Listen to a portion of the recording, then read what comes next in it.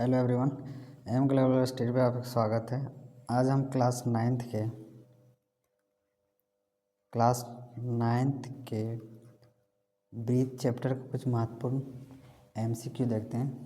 तो देखिए चलते हैं। पहले क्वेश्चन क्या है कि आकृति में यदि ओ वाई एक्स बराबर 30 डिग्री है तो जीवा जो एक्स वाई है, एक्स वाई द्वारा केंद्र पर अंतरित कोण का मान क्या होगा।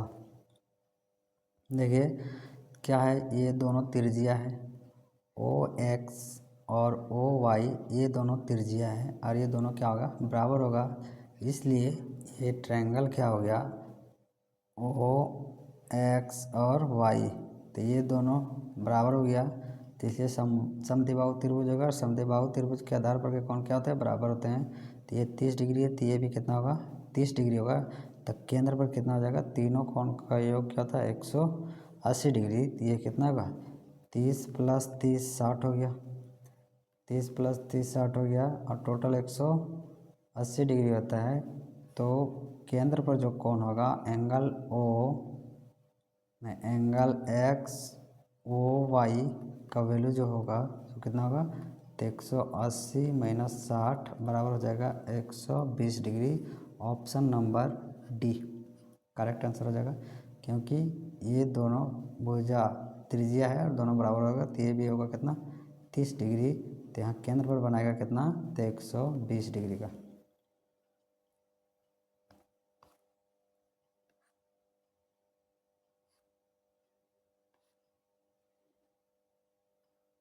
चलिए नेक्स्ट क्वेश्चन आ गया कि आकृति में दिए गए angle P O Q 80 degree है, पी ओ क्यू 80 डिग्री है, तो ओ क्यू पी का मान क्या होगा।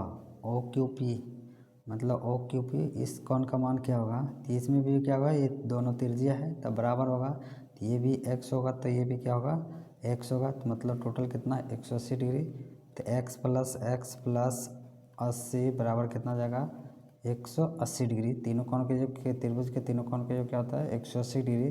तो 2x + 80 बराबर कितना हो गया, 180। तो 2x बराबर कितना हो गया, तो 180 - 80 तो बराबर कितना हुआ, 100 डिग्री।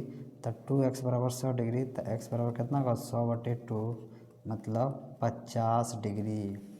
तो एंगल ओ क्यू पी बराबर कितना होगा, 50 डिग्री। Option number D.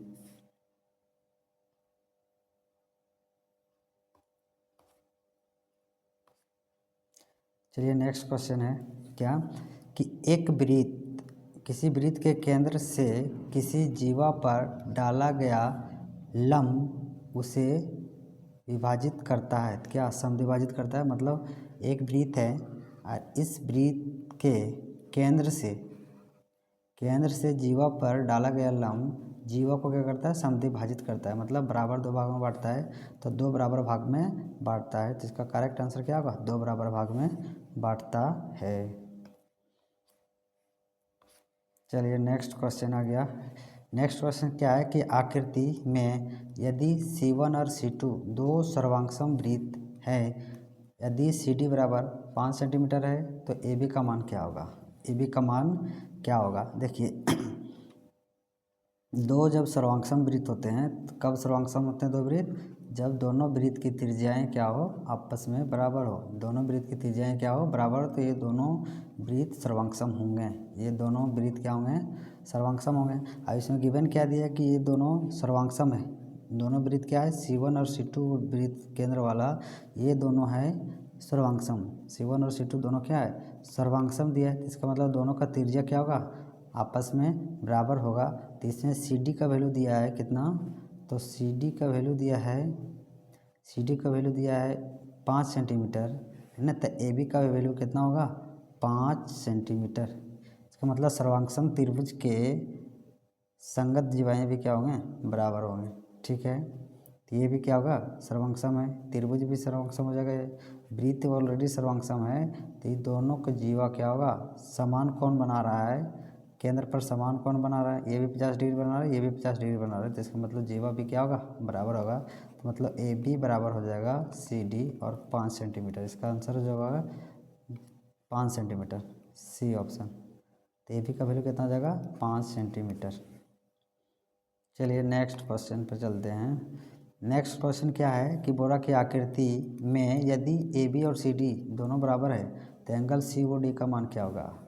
यदि ए बी और सी डी, देखिए ए बी और सी डी ये दोनों क्या है, जीवाएँ हैं। तो समान वृत्त के समान जीवाएँ केंद्र पर समान कोण अंतरित करता है, केंद्र पर समान कोण अंतरित करता है। तो इसका मतलब है कि ए बी और सी डी ये दोनों बराबर है, दोनों जीवाएँ बराबर है, तो दोनों केंद्र पर समान कोण अंतरित करेगा, तो समान कोण बनाएगा, तो ये भी कितना होगा, 60 डिग्री होगा। तो इसका ऑप्शन नंबर डी। चलिए नेक्स्ट सवाल। इसमें क्या बोला कि आकृति में यदि ओ वृत्त का केंद्र है तो ओ पी ए का मान क्या होगा, ओ पी ए का मान क्या होगा। यहाँ ओ पी ए का मान पूछा है। तो देखिए अगर कोई वृत्त है और वृत्त पर जीवा पर अगर कोई केंद्र से आने वाली रेखा लंब है, परपेंडिकुलर है, तो जीवा को बराबर दो बराबर भाग में बांटता है, समद्विभाजित करता है। तो यहाँ दोनों डिस्टेंस क्या है, यहाँ से यहाँ तक भी दोनों है 4 सेंटीमीटर। मतलब ए पी बराबर बी पी कितना है, 4 सेंटीमीटर है। इसलिए क्या होगा, ये परपेंडिकुलर होगा, 90 डिग्री होगा। तो इसलिए एंगल ओ पी ए का मान होगा कितना, तो 90 डिग्री।